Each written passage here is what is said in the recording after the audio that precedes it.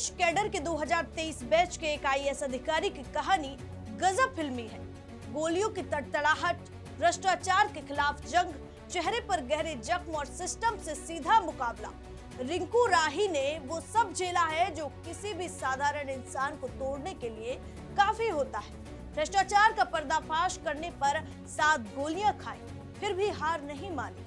UPSC crack किया और IAS बने, लेकिन जहां भी पोस्टिंग मिली विवाद हो गया।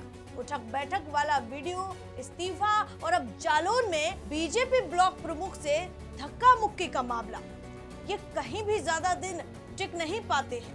अब फिर उनका तबादला हो गया है।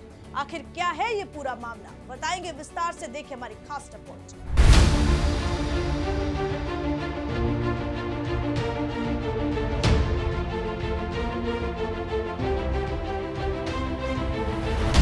आप देख रहे हैं वीके न्यूज, मैं हूं आपके साथ आराधना नामदेव। उत्तर प्रदेश के एक ऐसे आईएएस अधिकारी जिनकी जिंदगी किसी फिल्मी कहानी से कम नहीं है। नाम है रिंकू सिंह राही। 20 मई 1982 को उत्तर प्रदेश में पैदा हुए। पहले वो पीसीएस अधिकारी थे और समाज कल्याण विभाग में काम करते थे। साल 2009 में मुजफ्फरनगर में उन्होंने छात्रवृत्ति और पेंशन योजना में करीब 80 से 100 करोड़ रुपए के बड़े घोटाले का खुलासा किया। इसकी कीमत उन्हें अपनी जान पर खेलकर चुकानी पड़ी। कुछ ही दिनों बाद बदमाशों ने उन पर हमला कर दिया और 6 से 7 गोलियां मार दी। उनके जबड़े की हड्डी टूट गई, एक आंख की रोशनी चली गई, चेहरा हमेशा के लिए बदल गया।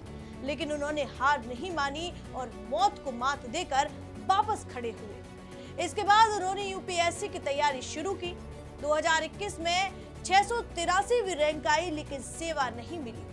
फिर 2022 की परीक्षा में 921वीं रैंक हासिल की और 2023 बैच के उत्तर प्रदेश कैडर के आईएएस अधिकारी बने। इंटरव्यू में कम अंक मिले, लेकिन मेंस में शानदार प्रदर्शन ने उन्हें सफलता दिला दी। आईएएस बनने के बाद भी उनकी कार्यशैली लगातार चर्चा में रही। साल 2025 में उन्हें शाहजहांपुर के पुबाया में एसडीएम बनाया गया। वहां उन्होंने सख्त प्रशासनिक रवैया अपनाया, एक क्लर्क से उठक बैठक लगवाई।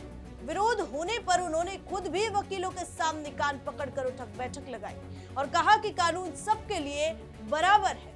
ये वीडियो पूरे देश में वायरल हो गया और महज 36 घंटे के भीतर उनका तबादला कर दिया गया।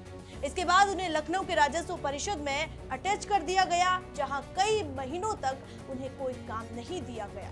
लगातार बिना काम के बैठे रहने से परेशान होकर मार्च 2026 में उन्होंने राष्ट्रपति को इस्तीफा भेज दिया। उन्होंने लिखा कि अगर काम नहीं है तो वेतन भी नहीं चाहिए। यहाँ तक कि उन्होंने खुद को पुराने पीसीएस पद पर वापस भेजने की भी इच्छा जताई, ताकि वे जनता की सीधी सेवा कर सके। हालांकि बाद में उन्होंने इस्तीफा वापस ले लिया और उन्हें फिर से फील्ड पोस्टिंग दे दी गई। अब जालौन में आखिर ऐसा क्या हुआ जिससे रिंकू सिंह राही एक बार फिर विवादों में आ गए? हाल ही में उनकी तैनाती जालौन में ज्वाइंट मजिस्ट्रेट यानी एसडीएम के रूप में हुई थी और 23 जून को वे एक कोल्ड स्टोरेज का निरीक्षण करने पहुंचे। इसी दौरान भाजपा के ब्लॉक प्रमुख राम राजा निरंजन भी वहां मौजूद थे। आरोप है कि निरीक्षण के दौरान रिंकू सिंह राही ने कुछ ही मिनटों में जरूरी दस्तावेज प्रस्तुत करने को कहा।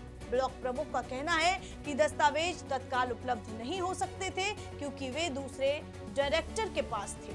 इसी बात को लेकर दोनों पक्षों में बहस शुरू हो गई। बहस इतनी बढ़ गई कि धक्का मुक्की तक की नौबत आ गई। घटना का वीडियो भी सामने आया। वीडियो में ब्लॉक प्रमुख अपने मोबाइल से रिकॉर्डिंग करते दिखाई देते हैं। इसी दौरान रिंकू सिंह राही मोबाइल पर हाथ मारते हैं और बाद में उन्हें पीछे की ओर धक्का देते हुए नजर आते हैं। हालांकि पूरे मामले की सच्चाई जांच पूरी होने के बाद ही स्पष्ट होगी। घटना के बाद भाजपा ब्लॉक प्रमुख राम राजन निरंजन ने जिलाधिकारी से शिकायत की। शिकायत के आधार पर जिलाधिकारी ने 5 सदस्यीय जांच समिति गठित कर दी है। जांच अभी जारी है और रिपोर्ट आने के बाद ही तय होगा कि आरोप कितने सही है और आगे क्या कार्रवाई होगी। इसी बीच प्रशासन ने बड़ा फैसला लिया है। जालौन के जिलाधिकारी राजेश कुमार पांडे ने रिंकू सिंह राही का तबादला कर दिया। उन्हें ज्वाइंट मजिस्ट्रेट के पद से हटाकर उरई सदर में एसडीएम न्यायिक पद पर भेज दिया गया। हालांकि प्रशासन का कहना है कि ये नियमित प्रशासनिक प्रक्रिया का हिस्सा है, लेकिन इस तबादले को हालिया विवाद से जोड़कर भी देखा जा रहा है। रिंकू सिंह राही की पूरी कहानी आज भी लोगों को दो हिस्सों में बांट देती है। एक वर्ग उन्हें ईमानदार और विभाग अधिकारी मानता है, जिसने भ्रष्टाचार के खिलाफ लड़ते हुए गोलियां तक खाई, और वहीं दूसरा वर्ग मानता है कि उनकी कार्यशैली कई बार जरूरत से ज्यादा आक्रामक हो जाती है, जिससे विवाद पैदा होते हैं। अब सवाल यह है कि क्या रिंकू सिंह राही जैसे अधिकारियों की सख्ती व्यवस्था सुधारने के लिए जरूरी है, या फिर प्रशासनिक पद पर रहते हुए संयम और संवाद का तरीका ज्यादा प्रभावी होना चाहिए? हमें कमेंट करके अपनी राय जरूर दीजिए। वीके न्यूज, राष्ट्र के नाम।